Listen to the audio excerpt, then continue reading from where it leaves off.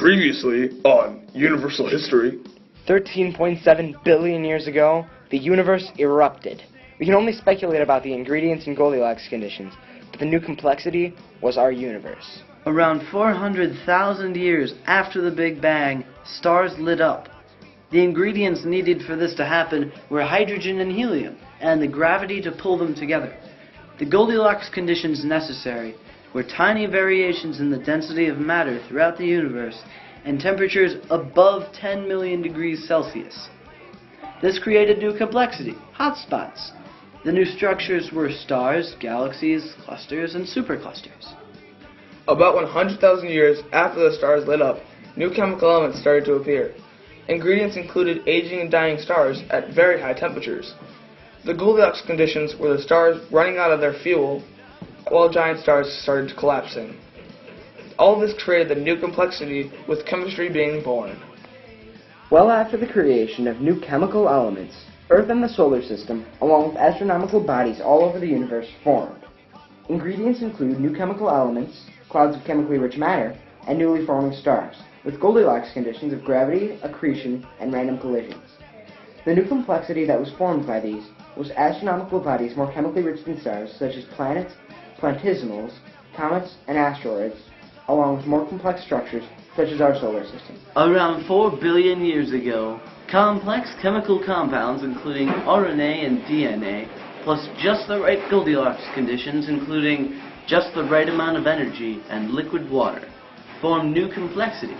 New organisms with the ability to maintain and fuel themselves, adjust to changes around them, copy themselves, and gain new characteristics over time. Less than 1 million years ago, Homo sapiens equipped the tool of collective learning. The ingredients were their powerful brains and precise and versatile symbolic language. The Goldilocks conditions were interactions between individuals and between communities. All this created the new complexity, a new species of Homo sapiens that uses collective learning to connect with each other in new ways, adapt to the environment without changing genetically, and to pass information from generation to generation. The rules of collective learning are: rule number 1, collective learning increases when more people are connected. Rule number 2, collective learning increases when there's a greater diversity within a network. Rule number 3, uneven distributions of information produce uneven distributions of power and wealth.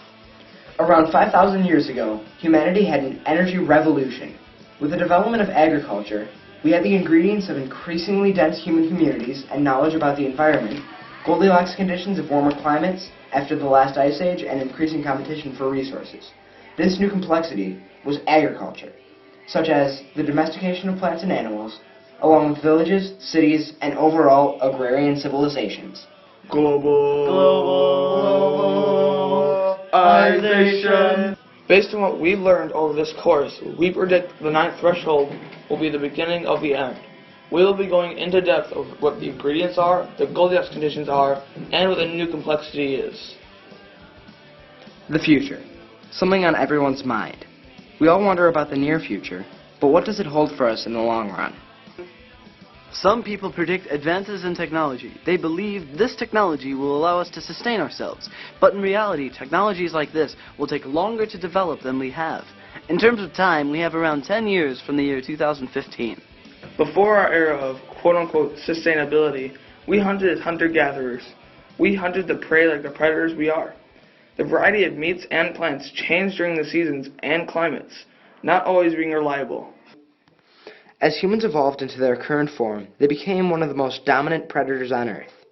With collective learning and our advances in technologies, humans were able to develop the most complex societies of any known species.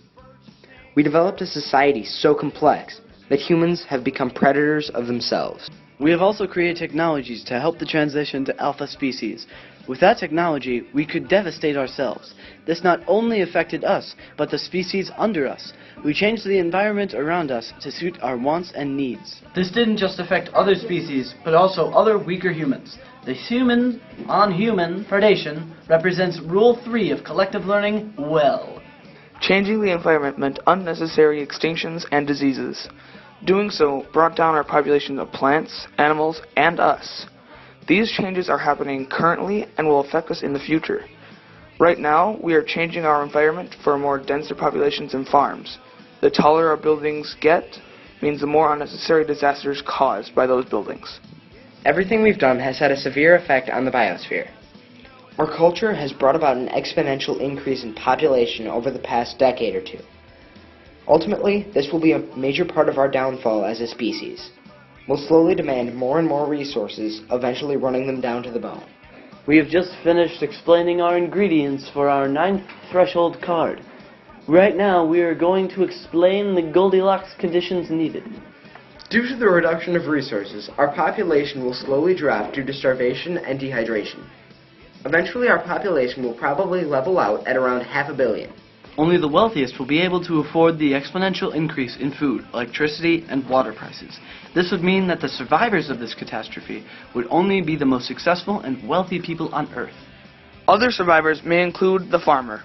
This is because they would be able to gather their own food and have experience to face environmental catastrophes. Another group of survivors would probably be found in hunters. This is because they know how to provide food for themselves and probably would be able to defend themselves against other civilians. Another leading cause of collapse of society would be the increase in scams. People would face increasing prices of everything. People do anything to survive, so those that could would try to scam and steal other people's money and resources. Some of the scams that would be more common are Ponzi and pyramid schemes. In these, the scammer tells people either to invest money or to get more members.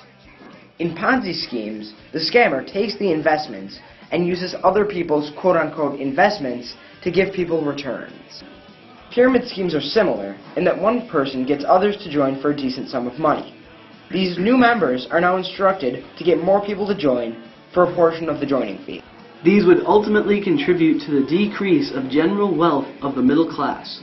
This would give a major upper hand to the scammers when the government collapses. We just finished explaining what our Goldilocks conditions are, and together the ingredients and Goldilocks conditions create the new complexity which we will go into next. With all this happening, our population would drop significantly. The human race would become an endangered species. With people unable to provide for themselves, murder and riots would ensue. This would eventually lead to the collapse of governments all over the world. In some areas, the government would try to take back their land by creating martial law. This is where the government is shut down and the military takes over with laws such as curfew, checkpoints, and heavy restrictions on weapons. This would cause a lot of unrest throughout the survivors. This may cause more riots, which would eventually lead to thousands of deaths.